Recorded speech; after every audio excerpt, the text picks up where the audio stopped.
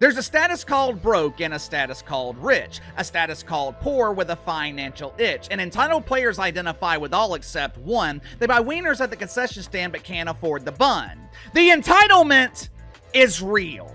The entitlement in the WNBA is real. The WNBA is in the middle of a storm, and it's not just about basketball anymore. Just minutes ago, news broke that WNBA referees faced punishment after a blatantly bad call on Indiana Fever's superstar Caitlin Clark, and fans are losing their minds. Screening action down low. Clark has to get open. 1 second left. Clark doesn't get the shot off. Cloud locks her up, and New York comes into Indianapolis and takes the checkered flag. Don't forget to support what we do by leaving a like and subscribing to our YouTube channel so you don't miss a beat. This isn't just another missed whistle, it's the latest chapter in a saga of double standards, perceived political bias, and a league seemingly hell-bent on alienating its biggest audience draw. The result? Empty seats, plummeting ratings, and a product that's becoming unwatchable without Clark on the court. Impressive shots over her short time in Indiana, Debbie. That is right up there with them. They're down 11 to start the fourth quarter and 2. Here's why this matters to you. The WNBA's mishandling of its brightest star is tanking the league, and the numbers don't lie. Stick around, because this story is about to take a shocking turn. Caitlin Clark, the Iowa phenom who smashed NCAA records and brought unprecedented attention to women's basketball, has been the WNBA's golden ticket. Her rookie season with the Fever in 2024 was a ratings juggernaut, pulling in viewership numbers the league hadn't seen in years. According to ESPN, Clark's debut against the Connecticut Sun drew 9.3 million viewers, a 150% jump from the prior year's comparable game. Her playoff games were even bigger, with the Fever's first-round matchup against the Sun averaging 8.9 million viewers, making it one of the most watched WNBA games of 2024. Clark wasn't just a player, she was a phenomenon, driving a 200% spike in Fever merchandise sales and selling out arenas nationwide. But here's where things go completely off the rails. Despite her undeniable impact, the WNBA's officiating and apparent biases are pushing fans away, and the league is paying a brutal price. Out in January, but it was published by SB Nation, and it's entitled How WNBA Referees Are Scouted, Trained, and Held Accountable Explained. To summarize for you guys, there are two people that they interview, and they have worked within the NBA and the WNBA referee sphere for the past 20 to 30 years, and now they are kind of at the head of these WNBA referees. So they are giving insights into everything that goes into the job. So they start off by sharing that the officiating in the WNBA became as hot button of an issue as any. Heated debates surrounding the league's physicality dominated the headlines, particularly when Indiana Fever star rookie Caitlin Clark was subject to several intentional fouls. Now, let's talk about what just happened. In a recent game against the Atlanta Dream, Clark was driving to the basket when she was hip-checked by a defender, sending her crashing to the floor. The play was clean by most standards, but the referee's whistle was silent, no foul, no review, nothing. Fans erupted on social media, with clips of the play racking up millions of views on social media. One fan posted, "How can the WNBA justify these refs? Caitlin Clark gets blatantly fouled twice, no call. I get that it's playoff basketball, but these are bad." Another fan called out the inconsistency. She is mauled, pushed, and held while being guarded, but gets no calls. Meanwhile, she's called for every offensive push-off. The calls are not even for both teams. The outrage reached a fever pitch, and now reports confirm that the officiating crew faced disciplinary action, though the specifics remain murky. Now, where the article starts to get interesting is where they talk about how does one become a WNBA referee. And it says every WNBA and NBA referee's journey is different, but they all share the same foundation, a stint in the G League. Now, they go on to say that in order to even get to the G League, there are essentially scouts that go out and scout referees, but the scouts are in high school gyms, they're in college gyms, they go to the National Intramural Recreation Sports Association clinics, and they're out there looking at a lot of referees who are just getting into it and just getting started. But here's what they're not telling you. This isn't a one-off. Clark has been on the receiving end of questionable calls since she got drafted into the WNBA, from Chennedy Carter's upgraded flagrant foul to uncalled hits by players like Dejounte Carrington and Angel Reese. The WNBA's response? Often a shrug or a belated review, like the one that upgraded Carter's foul to a flagrant one after the fact. And just when you thought it couldn't get worse, the league's failure to consistently protect Clark is driving fans away in droves. Arenas that were packed for her games are now dotted with empty seats, and the ratings are tanking without her on the court. As I'm editing this video, we just got the news that Caitlin Clark will be sidelined for at least 2 weeks with a left quad strain. Now, at this point in time, we don't have too much information on the injury, except that it is a new injury. This is not the injury that she was dealing with during preseason, but I just wanted to give you guys that update because it's obviously one of the biggest news stories of the day. This is where it gets really interesting. The WNBA's officiating issues aren't just about missed calls, they're about a perceived double standard that's impossible to ignore. Clark, a white, straight rookie, has been at the center of a firestorm of controversy, fans and analysts accusing the league of bias against her. Posts on social media have been brutal, with fans warning, "You are going to make Clark retire early due to your league shenanigans." Running her out of town, she's getting hit hard with no foul calls. Once she walks, the WNBA will go back to being a ghost town. The sentiment is echoed across platforms, with fans arguing that Clark is unfairly targeted while other players skate by. The numbers back this up. According to a Yahoo Sports report from May 2025, Clark faced more uncalled fouls per game than any other rookie, with an average of 3.2 missed calls per 40 minutes based on play-by-play data analysis. Compare that to Angel Reese, whose physical play style drew fewer missed calls despite similar minutes. So he says it is then our responsibility to make sure that we're living up to those standards through constant feedback from our stakeholders. That's what good officiating looks like. They get the feedback from the stakeholders, and the feedback from literally everyone else, including the fans and players, they're not interested in hearing that. They go back to their stakeholders to make sure that they're doing a great job, which I get it if that is your job and those are the people that are paying you. But listen to this. The two referees also don't think that the WNBA's officiating is more inconsistent than the NBA officiating. Instead, they believe that the rapid influx of new eyes simply leads to increased scrutiny. Fever coach Stephanie White has been vocal about the issue, calling out egregious officiating after a May 2025 loss to the New York Liberty.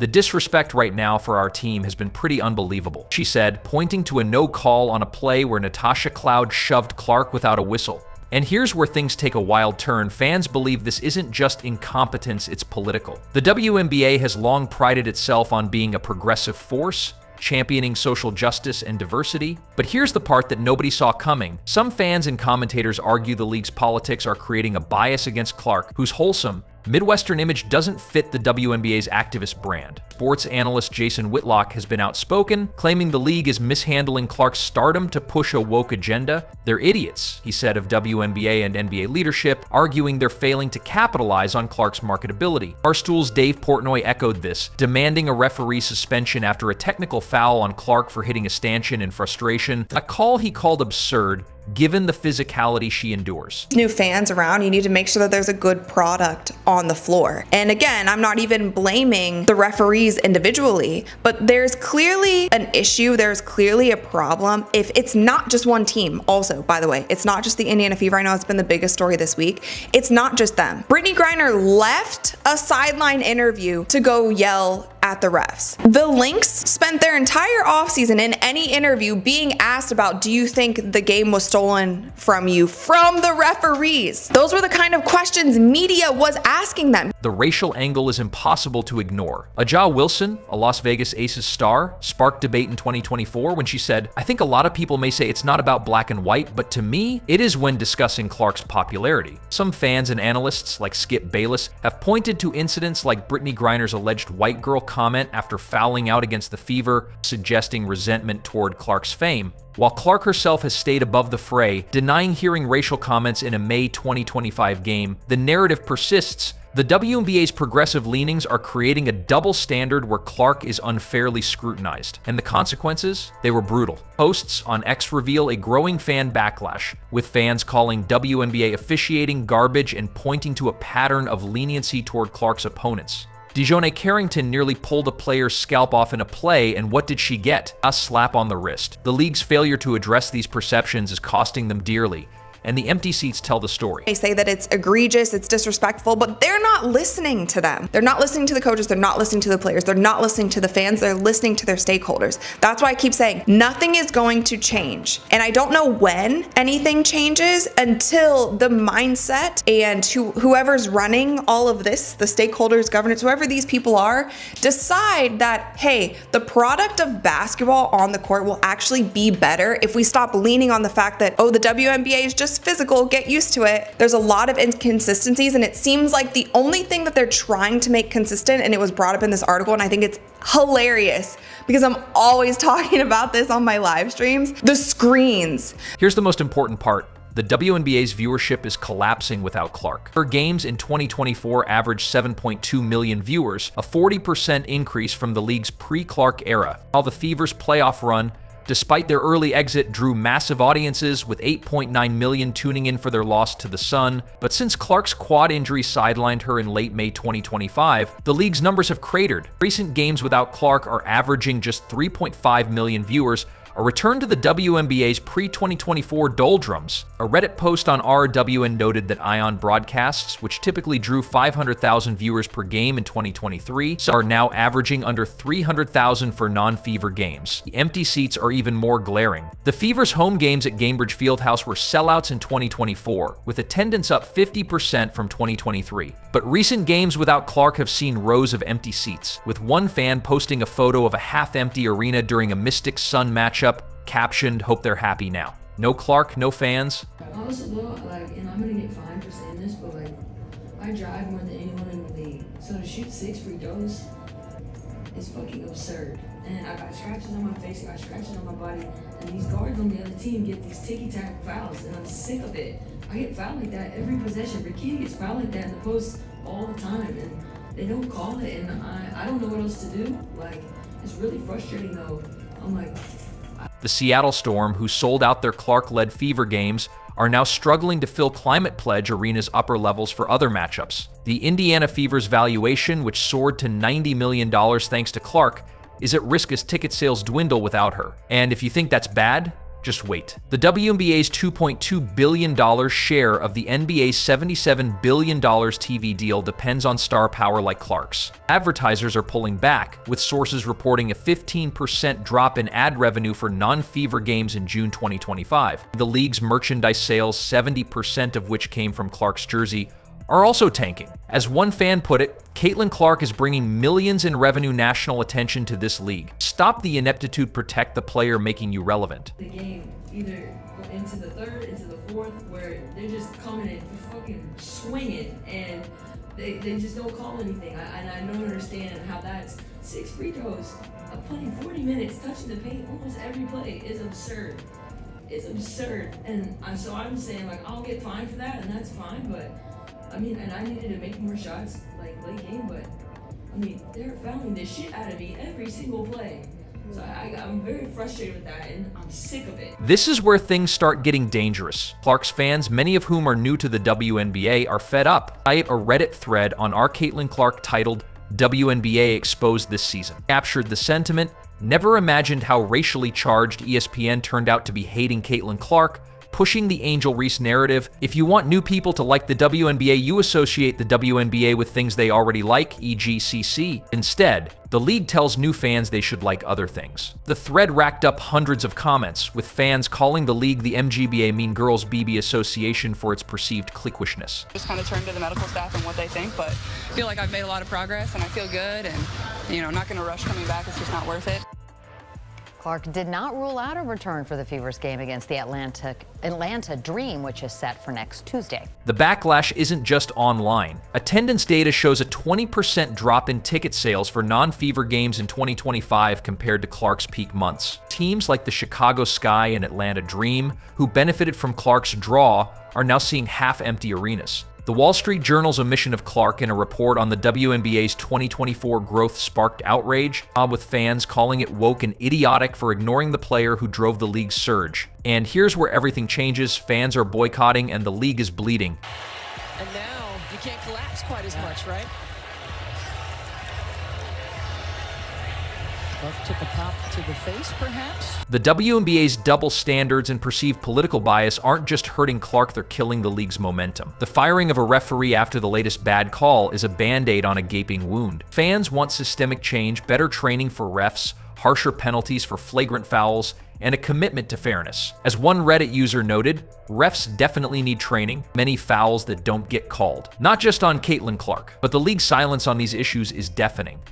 Wednesday's game at the Mystics will be the first game she's ever missed, college or pro here. Clark leads the W in assists this season, and the Fever, they now face a critical stretch without their star. And the final twist? It's something no one expected. If the WNBA doesn't act fast, it risks losing Clark entirely. Rumors are swirling about her exploring options like Unrivaled, the new 3x3 league, or even taking her talents overseas where she'd be better protected. Jason Whitlock suggested Saudi Arabia could fund a rival league built around Clark, predicting it would outdraw the WNBA. Whether that's realistic or not, the message is clear: the WNBA is squandering its biggest star, and the fans are walking away. You'll want to see this through to the end because this changes everything. The WNBA had a chance to ride Clark's wave to new heights, but bad calls, double standards, and political baggage are turning the league into a ghost town. The empty seats and sinking ratings are proof hope they're happy now, because without Clark, the WNBA is just another struggling sports league. And by the end of this, it'll all make sense. Protect your stars or lose your future. If you enjoyed this video, please leave a like, share, and subscribe to our YouTube channel for more updates. Stay tuned